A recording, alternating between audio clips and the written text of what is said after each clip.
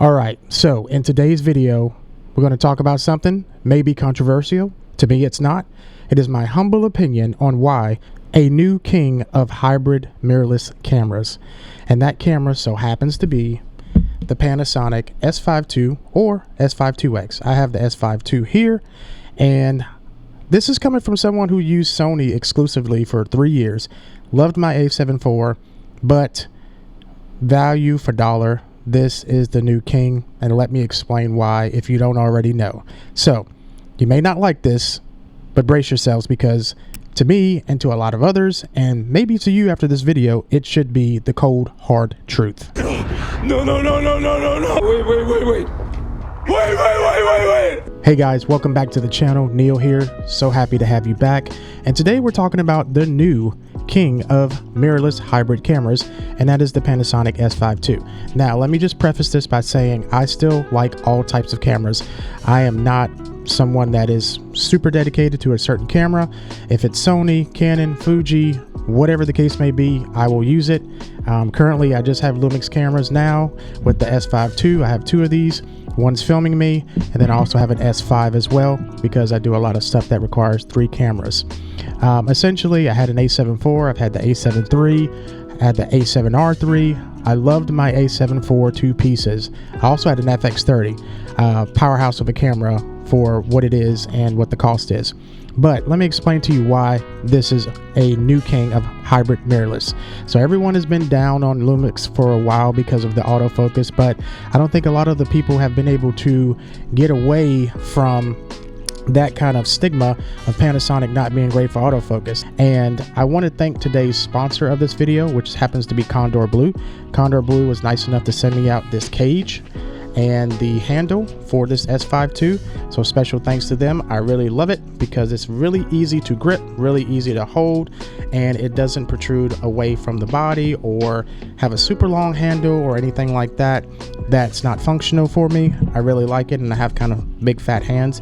Has great mounting points at the top, has the start, stop, record button at the top, airy locating mount here for bigger monitors or articulating arms, hot shoe on the side, leveler to see if you're level right here as well, airy rosette style on the side. It is a really functional cage, and I really like it. So thank you again, Condor Blue, for sending that out. Like, if autofocus is your main thing that you're only worried about, and not so much image quality and functions and features and cinema-like and cinema-esque features, then something's wrong. You need to focus on other areas of what the camera can do and actually provide to you. Let me just say this, the A7 IV, beautiful image quality, shot a lot with that stuff, mostly weddings, some video portrait stuff, some corporate work.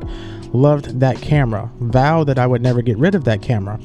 Well, you can buy an S5II in like new or mint condition. Yes, it is used, but barely used. I got 2 of them for $1,400 for the body alone on eBay, and there's plenty of other sites that you can get these for used mint condition, like MPB, KEH, etc. I was able to sell my Sony A7 IV plus a lens for basically enough to get 2 of these bodies. Okay, an 85mm lens, cheap lens at that, and well, not cheap, but you know what I mean. It's not a Sony G Master. Essentially, it was a Viltrox lens, and I was able to pick up 2 of these bodies for basically $2,800. Well, if you look, the Sony A7 IV is still $2,500. You may be able to get it used for like $2,200, $2,300, but it doesn't have the features that this has. Yes, Sony is finally getting shutter angle in the FX30 and FX3, but we're talking about the A7 IV, which is a hybrid camera. Does not have shutter angle, does not have vector scope waveform stuff as much as the Panasonic does. Does not have, well, it has sort of like a spot luminance feature, but it's not good in my opinion. Also, you know, the Panasonic itself, Vlog, I mean, I think Vlog to me is, for me, in my personal experience, it was much easier to grade and has been much easier to grade than S-Log3. S-Log3 seems so finicky sometimes, especially with the color shift that it gives. I have found that the Vlog does give a little bit of a color shift onto the green, not so much the magenta like Sony does, but it's minimal at that. And I just find like the Vlog is so easy to manipulate the colors the way you want to. Now, this camera does not shoot all intra, but the S5II does. You can get the upgrade to do ProRes RAW and Blackmagic RAW through the HDMI on this.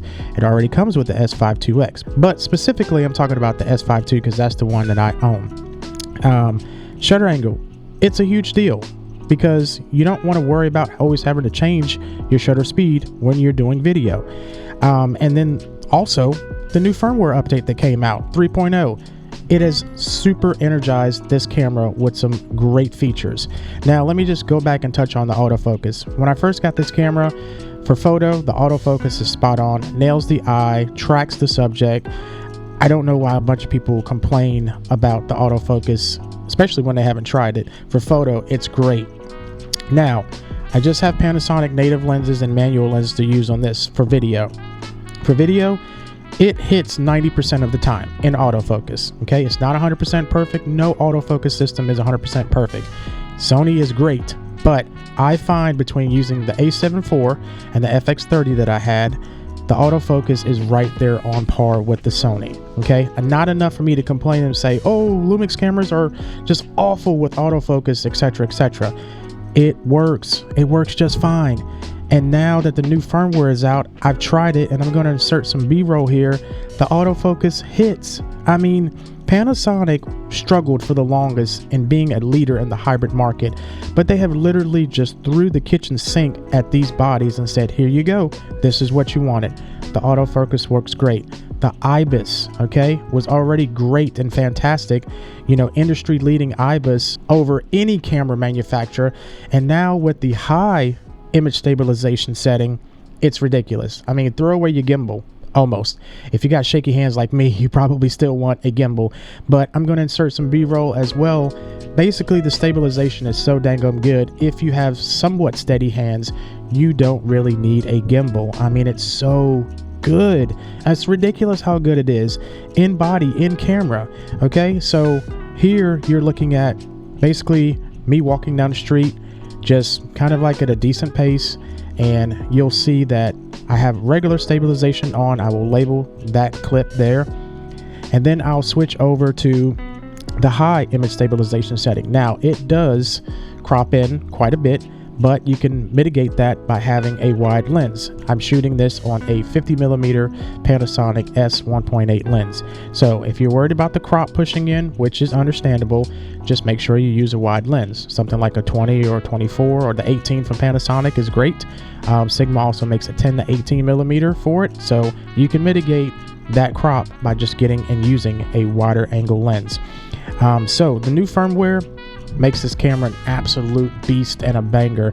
Besides the autofocus, besides the new image stabilization, besides all the other features that it already had in it, a standout feature for me, even though I've been able to use it before it came with this firmware update, is the ability to use Frameio internally in the camera. So in case you don't know what Frameio is, say essentially you're recording on set for a client, or if you're doing your own production and you have an editor that you need to send those proxy files to, basically this will record on your first SD card your main footage, whether it be vlog or something baked in as far as a profile, and on your second card slot it will record proxies. Those proxies, once connected to a Frameio account, after you stop recording, and as long as you have your camera connected to a internet source via Wi-Fi, will then upload those clips and that footage to your Frameio account. So your client who may need it as a rush job to go ahead and start editing, or if you have your own editor who you would like to go ahead and be proactive with and get them to start editing the footage, so that way you could just relink the master files later and it's pretty much maybe done by the time you get to the computer. It has it built in. Now, I have the Atomos new Shogun, which has it already built in basically to where you can record to the Shogun and it sends proxies up to frame.io. But I don't know of another manufacturer that has literally put this in such a inexpensive mirrorless body, okay? And it may not sound like a big deal, but it actually is. So imagine you have a client who says, hey, so like how quickly can you get me these clips? Because I got my editors on standby. We need to get this project done. It's a rush. You can now give them 1080p proxy files, not just 360 or 720, 1080p legit proxy files to them pretty much the moment you stop recording. If you're just recording individual clips, or if you have takes, or if you just basically have to record something for 15-20 minutes, obviously the upload speeds and the time it gets to the Frame.io account is going to solely depend on your internet connection, but you have that ability and that function to be able to do that now inside of both the S5II and the S5IIX. And that's super important. I mean, I can't stress to you how important that is. And the only way that I have been able to do it, because I have these devices, was with the Atomos Connect feature in the new Shogun Ultra, or the Atomos Connect module that would go back on to the backside of a Ninja 5, which is actually really good. I mean, because if you already have a Ninja 5, the Atomos Connect is only $99. So if you don't have a camera like the Panasonic S5II or X that can do it internally, if you have a Ninja 5, buy the Atomos Connect, and that way you can send proxy files up to the cloud. But you will have to have an Atomos cloud subscription and a Frame.io account to do so.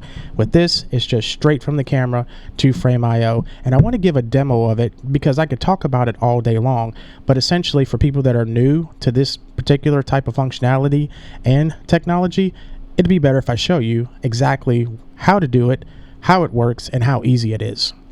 So essentially, what you want to do is you can either connect your Panasonic camera in the settings to your Wi-Fi, in-house, or hotspot. In this particular case, I'm using the hotspot on my phone. Make sure you have a Frameio setup, account set up, and then just go in there and create a project like I'm doing here. And I'm just naming this S5II. Make sure you hit C2C connection. Make sure that tab is ticked there as you see on my phone. And then what you want to do is go in your menu settings and go into Frameio, and you can set up a new connection. Just go to set, and then at that point, if you already have it set to Wi-Fi, it's automatically going to connect. If not, it'll ask you what network to connect to. So here you see it connect to the network. So you just want to give that a moment to do so. And then once it connects to the network, you're good to set your Frameio pairing from your device. So your device being obviously your camera, it gives you a pairing code as you see here. You go into that project and you put add new device, and it's going to say pair, and you pair it. You enter in that code as you see me entering it in there, which is displayed on the camera, and then give it a second to actually pair up. And it's going to ask you to authorize it. Just authorize that connection to that device, which happens to be your camera. And then it'll say it's successful. So at that point, you can just back out of everything, and you can see now that you have your project there, your paired device to your Frameio account. So you can give access to, that Frameio account or that folder to anyone. So if it's an editor or a client that needs, the footage really quickly, then basically they will get it almost in real time. So here I am recording something, just a test clip, being a little silly, as you can see.